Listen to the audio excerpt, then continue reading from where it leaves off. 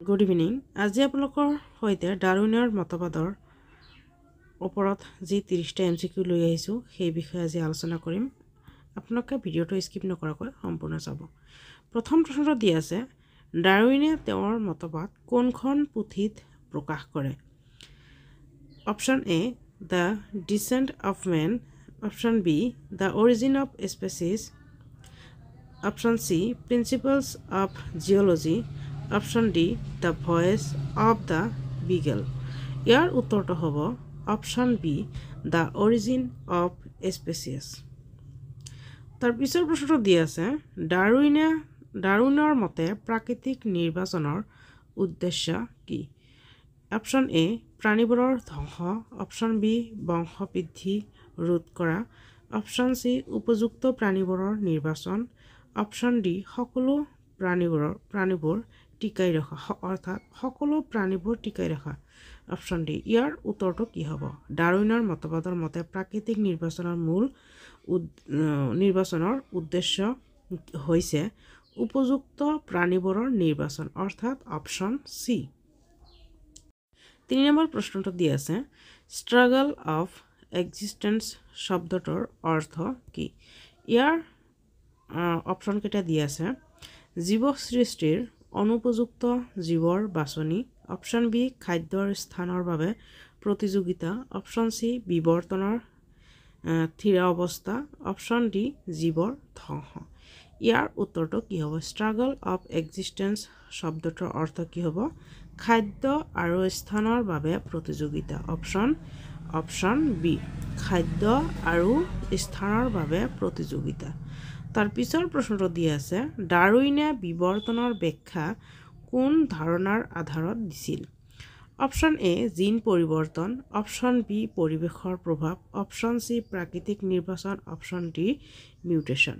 ইয়াৰ উত্তৰটো কি হ'ব? ইয়াৰ উত্তৰটো হ'ব অপচন চি প্ৰাকৃতিক নিৰ্বাচন।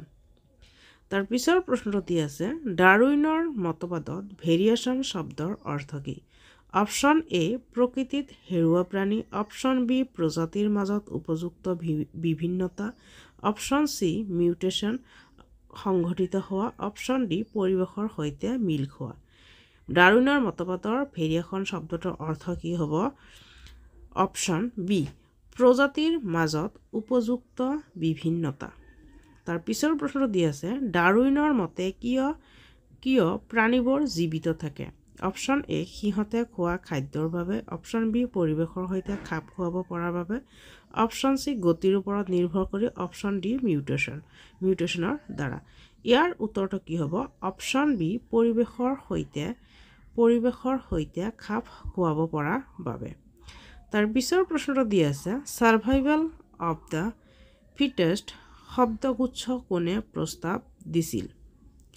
লামাৰ্ক, হাৱাৰ্ড স্পেন্সাৰ, ডাৰউইন আৰু ৱালেছ। ইয়াৰ উত্তৰটো হ'ব হাৱাৰ্ড স্পেন্সাৰ।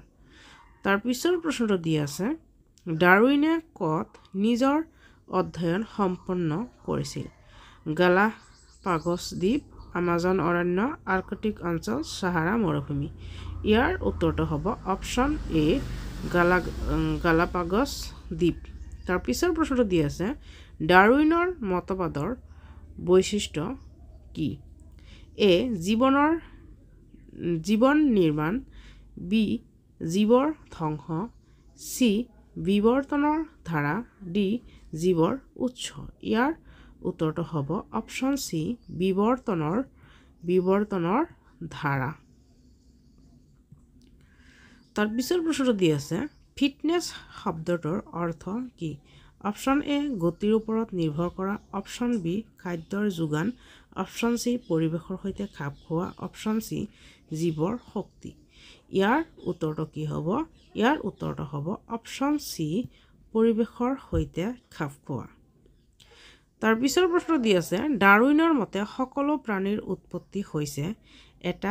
অপচন এ এটা অভিন্ন পিতৃস্থানৰ পৰা, অপচন বি পৃথক সৃষ্টিৰ পৰা, অপচন চি ঈশ্বৰৰ ইচ্ছাৰ পৰা, অপচন ডি মিউটেশ্যনৰ দ্বাৰা। ইয়াৰ উত্তৰটো হ'ব এটা অভিন্ন পিতৃস্থানৰ পৰা, অৰ্থাৎ অপচন এ। তাৰ পিছৰ প্ৰশ্নটো দি আছে ক'ত ডাৰউইনে ফিঞ্চেছ পাখি অধ্যয়ন কৰিছিল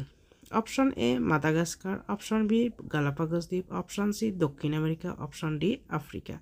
ইয়াৰ উত্তৰটো কি হ'ব অপশ্যন বি গালাপাগছ দ্বীপ তাৰ পিছৰ প্ৰশ্নটো দি আছে ডাৰউইনৰ মতে এডাপশ্যন শব্দৰ অৰ্থ কি অপশ্যন এ পৰিৱেশৰ প্ৰতি খাপ খোৱা ক্ষমতা অপশ্যন বি ধ্বংস হৈ যোৱা অপশ্যন চি প্ৰজাতিৰ অৱশেষ অপশ্যন ডি মিউটেশ্যন ইয়াৰ উত্তৰটো কি হ'ব অপশ্যন এ পৰিৱেশৰ প্ৰতি খাপ খোৱা ক্ষমতা তাৰ পিছৰ প্ৰশ্নটো দি আছে ডাৰউইনৰ মতে জীৱৰ বৈশিষ্ট্যৰ পৰিৱৰ্তনৰ সময়ত কিবা চালক শক্তি থাকে সেই শক্তিটো কি অপশ্যন এ ভৌতিক শক্তি অপশ্যন বি প্ৰাকৃতিক নিৰ্বাচন অপশ্যন চি অৱশেষ আৰু অপশ্যন ডি চাৰ্টিভ শক্তি ইয়াৰ উত্তৰটো হ'ব অপশ্যন বি প্ৰাকৃতিক নিৰ্বাচন ইয়াৰ উত্তৰটো কি হ'ব প্ৰাকৃতিক নিৰ্বাচন তাৰ পিছৰ প্ৰশ্নটো দিয়া আছে আপোনালোকৰ ডাৰউইনৰ মতে কিহে বিৱৰ্তনৰ মুখ্য কাৰণ এ মিউটেশ্যন বি বিভিন্নতা চি পৰিৱেশ ডি প্ৰাকৃতিক নিৰ্বাচন ইয়াৰ উত্তৰটো হ'ব আপোনালোকৰ অপশ্যন ডি প্ৰাকৃতিক নিৰ্বাচন অপশ্যন ডি প্ৰাকৃতিক নিৰ্বাচন তাৰ পিছৰ প্ৰশ্নটো দি আছে ডাৰউইনৰ মতবাদত ষ্ট্ৰাগল অফ এক্সিষ্টেন্স কি ধৰণৰ যুদ্ধ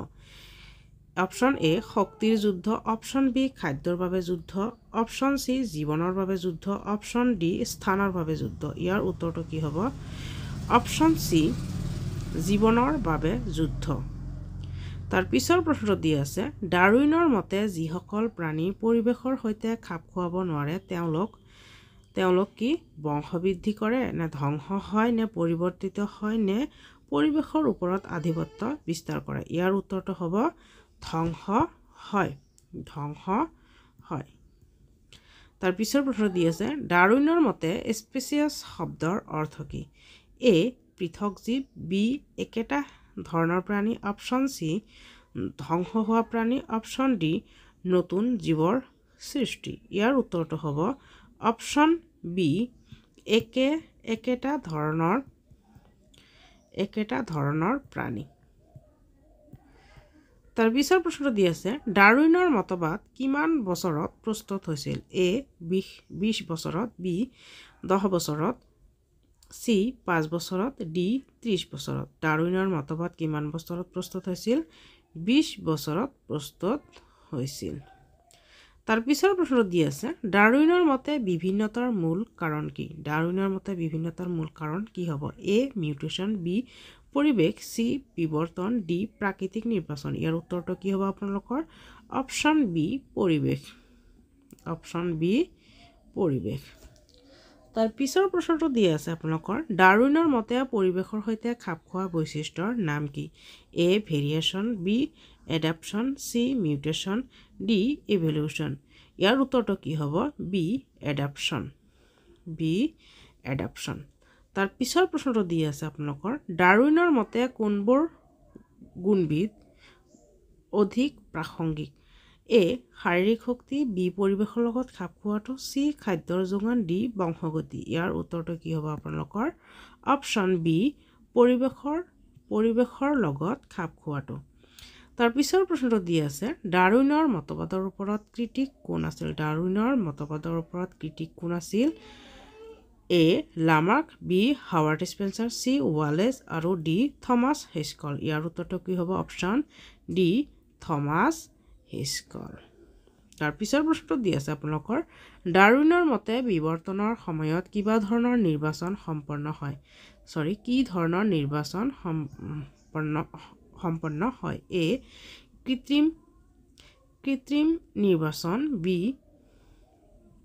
কৃত্ৰিম নিৰ্বাচন বি প্ৰাকৃতিক নিৰ্বাচন চি ধাৰাবাহিক নিৰ্বাচন আৰু অজীৱ নিৰ্মাণীয় নিৰ্বাচন ইয়াৰ উত্তৰটো কি হ'ব বি প্ৰাকৃতিক নিৰ্বাচন তাৰ পিছৰ প্ৰশ্নটো দি আছে আপোনালোকৰ কোনবিধ পাখিজাতীয় প্ৰাণী ডাৰউইনে গালাপাগছ দ্বীপত অধ্যয়ন কৰিছিল কাক অপশ্যন এ কাক বি পেঙ্গুইন চি ফিঞ্চ তাৰপিছত ডি আছে ইগল ইয়াৰ উত্তৰটো কি হ'ব option C Finch option C Finch তাৰ পিছৰ প্ৰশ্নটো দি আছে ডাৰউইনৰ মতে কি বিশেষ বৈশিষ্ট্য পৰিৱেশৰ সৈতে খাপ খোৱাত সহায় কৰে ইয়াক কি বলা হয় এ অভিযোজন